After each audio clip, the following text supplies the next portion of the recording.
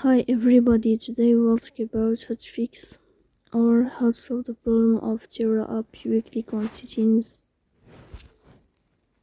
Here you will go to this first page of settings.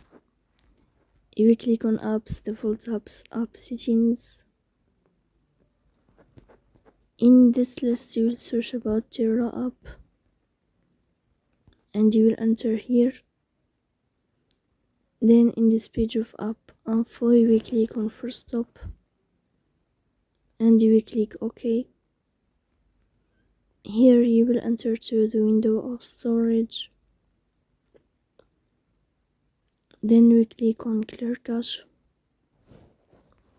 But pay attention, don't click clear data because that can delete your account. In the end you can turn off your phone, so please don't forget to support us by liking.